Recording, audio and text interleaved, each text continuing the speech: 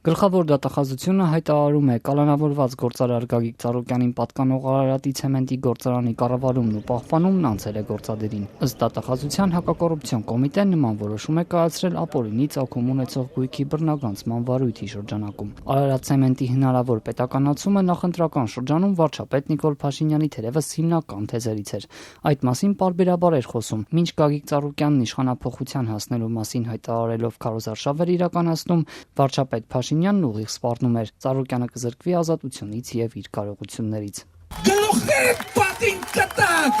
չոքացրած բոլորիդ բերելեք պատասխանատվության։ Ծառուկյան Գագիկ, լեզուդ երկարել է, ես քեզ ասում եմ։ Գագիկ Ծառուկյանն այժմ կալանավորված է։ Նրա ընտանիքին պատկանող խոշոր ընկերությունները կապարակնքված են։ Հազարավոր աշխատակիցներ արդեն 11 օր է պարապուրդի են մատնված։ Շատերը պնդում են, նույնիսկ աշխատավարձ դեռ չեն ստացել։ Բարգավաճ Հայաստան կուսակցության առաջնորդին պատկանող ամենախոշոր ակտիվներից Արարատ ցեմենտը նույնպես այդ ընկերությունների շարքում էր։ Թեև կառավարության միջամտությամբ գործարանի աշխատանքները վերսկսելու որոշում կայացրին։ Վարչապետ Փաշինյանն անցած շաբաթ հայտարարեց 2002-ին մասնավորեցված գործարանը շուտով դարձյալ պետությանը կպատկանի։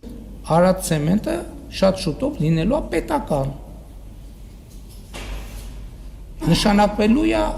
նույն ընթացակարգով կառավարի։ Գլխավոր դատախազությունն ընտրություններից առաջ հայտարարեց, թե ընկերության մասնավորեցման գործընթացում խախտումներ են հայտնաբերելու ու կառավարությանն առաջարկեց քննարկել ժամանակավոր կառավարիչ նշանակելու նպատակահարմարությունը խախտումների հետևանքները վերացնելու համար։ Եվ փաստորեն այդ գրությունից շուրջ 2.5 ամիս անց հակակոռուպցիոն կոմիտեն որոշել է բավարարել գլխավոր դատախազության միջնորդությունն ու Արարատի ցեմենտի գործարանը մեջբերեմ հանձնել Հայաստանի Հանրապետության կառավարմանն ու պահպանմանը։ Թե երբ գործադիրն այս ընկերությունում կառավարիչ կնշանակի ում եւ իրավական ինչ հիմքերով պարզ չէ։ Հակակոռուպցիոն դատարանի որոշումն առայժմ չեն հրապարակել։ Կալանավորված Գագիկ Ծառուկյանի փաստաբան Երեմ Սարգսյանը պնդում է, որոշման մասին իրենց չեն տեղեկացրել ու այն չեն տրամադրել։ Այս ամենն ուղիղ վկայությունն է այն բանի, որ նախքան քաղաքական իշխանության ներկայացուցիչների հայտարարությունները նման գործընթացներ անելու կարիք չկար։ Հայտարարություններից հետո հանկարծ ամբողջ իրավապահ համակարգը արթնանում է եւ պարզվում է, որ զուտ իրավական առումով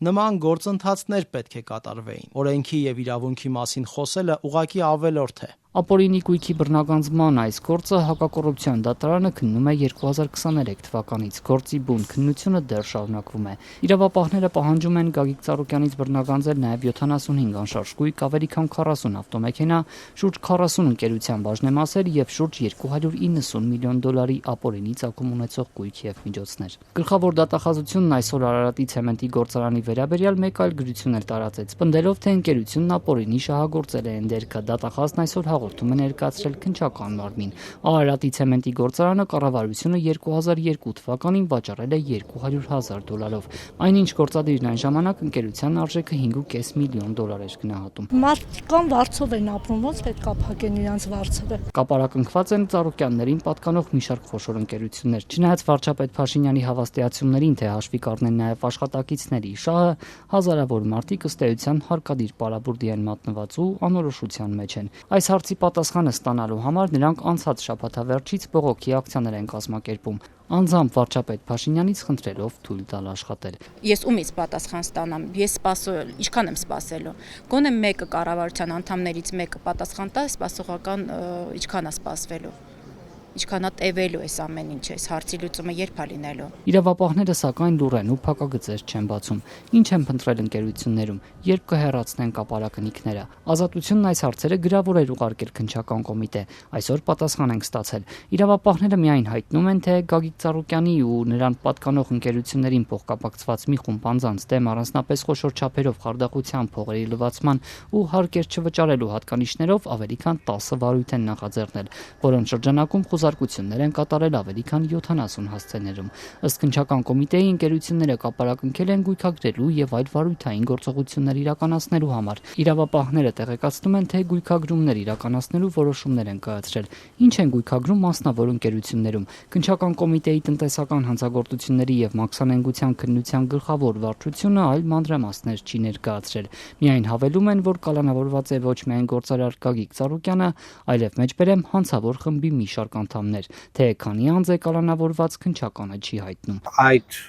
շինությունը կառուցված է եղել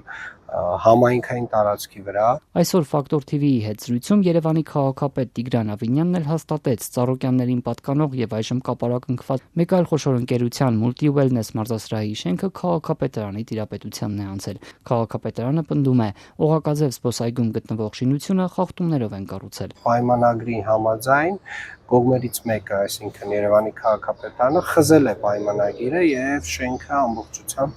անցել է Երևանի քաղաքապետարանին, դրա վերաբերյալ հետագա անպայման հայտարարություններ կլինեն։ Տիգրան Ավինյանի խոսքով շինությունը կշարունակեն որպես մարզասրահ օգտագործել։ Ասում է, մարզվողների իրավունքները կպաշտպանեն։ Երևանի քաղաքապետը հայտարարում է, թե աշխատակիցներն էլ գործը չեն կորցնի։ Այսպիսի հավաստիացումներ է տալիս մի պաշտոնյա, որը քարոզարշավի ընթացքում վստահեցնում էր վարչապետի հետ բանավիճած բժիշկ Կարփինե Սողոյանին քաղաքական հայացքների պատճառով աշխատանքից չեն հեռացնի։ Զեյթունի պոլիկլինիկայի կանանց կոնսուլտացիայի բաժնի ղեկավարն օրերս տնօրենի ծանուցումն է ստացել։ Իր հաստիքը կրճատում են։ Ավինյանը պնդում է, օպտիմալացման ճիշտ տեղին որոշում էր։ Բացառվում է, որ որևէ մարդ իր քաղաքական հայացքների համար